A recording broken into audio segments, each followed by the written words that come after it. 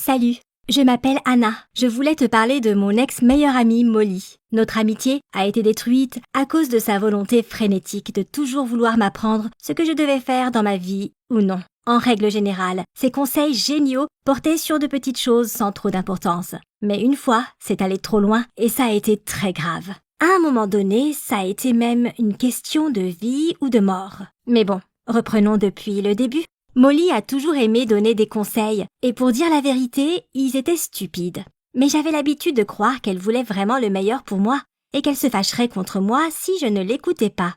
Alors je suivais ses conseils. Elle adorait vraiment me dire comment je devais me comporter, même dans les situations les plus élémentaires. En revanche, elle n'avait pas l'air de s'en rendre compte ensuite, que parfois je devais faire face à des conséquences assez désagréables à cause d'elle. Par exemple, une fois j'ai eu besoin d'acheter une robe pour une nouvelle fête de l'école. Alors bien sûr, Molly et moi nous sommes allés ensemble au centre commercial. Après quelques heures de shopping, j'avais enfin fini par choisir une robe bleue qui avait une longueur parfaite. Cependant, Molly ne l'aimait pas. Elle avait insisté pour que j'essaie la robe qu'elle avait choisie, elle, qui était jaune et beaucoup trop serrée pour moi. Elle m'a persuadée que j'étais mieux dedans. Alors je l'ai achetée, mais je ne pouvais même pas respirer correctement dans cette robe. Et à un moment donné, pendant que je dansais, j'ai dû bouger dans le mauvais sens et ma robe s'est déchirée aux coutures. Évidemment, j'ai dû quitter la soirée en urgence, mais pas avant qu'un bon nombre de personnes autour de moi aient parfaitement vu ce qui s'était passé. Longtemps après cette soirée ratée, mes camarades de classe se moquaient encore de moi.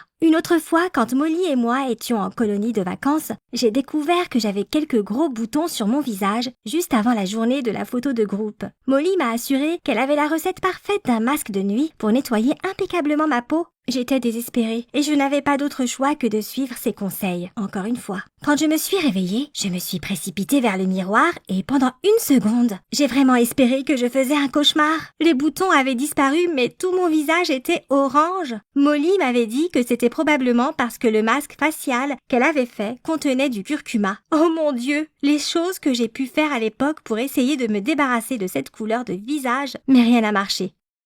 J'ai même reçu le surnom Anna la banane orange et tout le monde au camp se moquait de moi quand je passais devant eux. Néanmoins, j'ai continué à être amie avec Molly. En plus, à cette époque, il fallait absolument que je sois certaine que quoi que je lui dise, elle garderait le secret.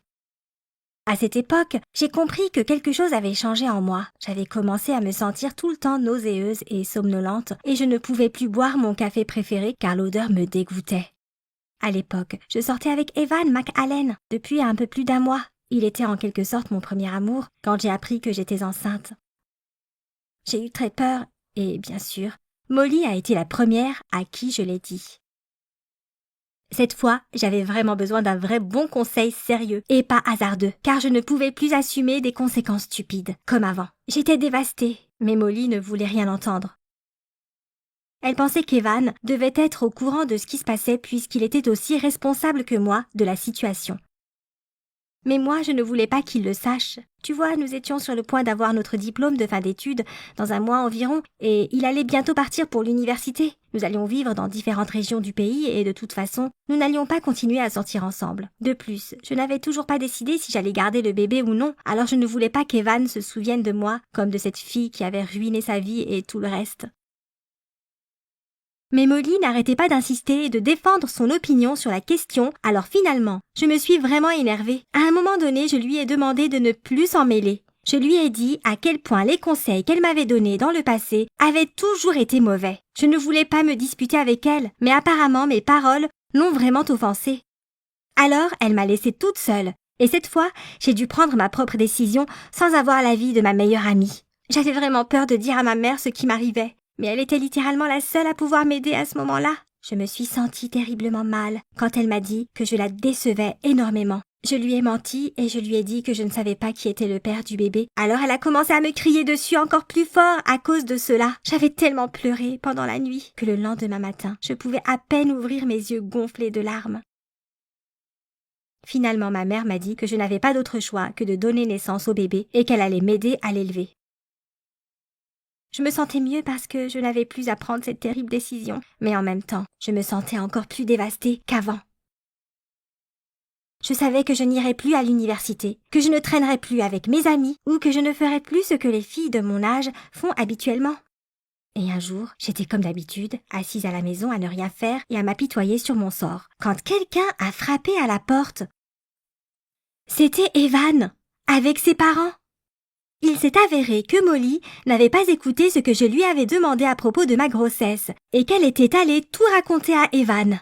À son tour, il avait partagé son problème avec ses parents. Oh, tu ne peux même pas imaginer l'ampleur du scandale qui s'est déroulé chez moi à l'époque. Les parents d'Evan ne voulaient pas croire que c'était lui le père du bébé. Ils m'ont dit qu'ils ne m'aideraient pas tant que je n'aurais pas de preuves documentées, comme un test ADN ou quelque chose du genre. Et ma mère avait essayé de me protéger, comme une lionne, comme on dit, en disant qu'elle ne permettrait pas qu'on me fasse des tests supplémentaires. Moi, je pleurais et Evan essayait de calmer tout le monde. C'était horriblement stressant et absolument affreux. Cette discussion n'a pas duré longtemps. C'est moi qui ai mis fin, parce que j'ai senti quelque chose d'étrange au-dessous de ma taille. J'ai eu très peur et j'ai failli m'évanouir.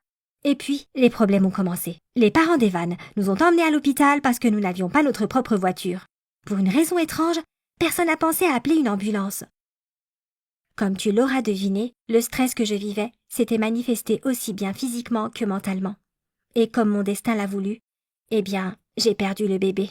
Mais les médecins m'ont encore promis que je pourrais encore avoir autant d'enfants que je le voudrais plus tard, quand je serai prête. Bien sûr, Evan et moi ne sommes plus sortis ensemble, et j'ai décidé que ce serait mieux pour moi de sauter les derniers jours d'école et le bal de fin d'année. Et Molly ? Eh bien, elle s'est excusée pour ce qu'elle avait fait, et je lui ai pardonné, mais nous ne pouvions plus être amis. Même si cela fait déjà presque 6 mois que mon histoire s'est réellement passée, je ressens toujours un vide à l'intérieur de moi,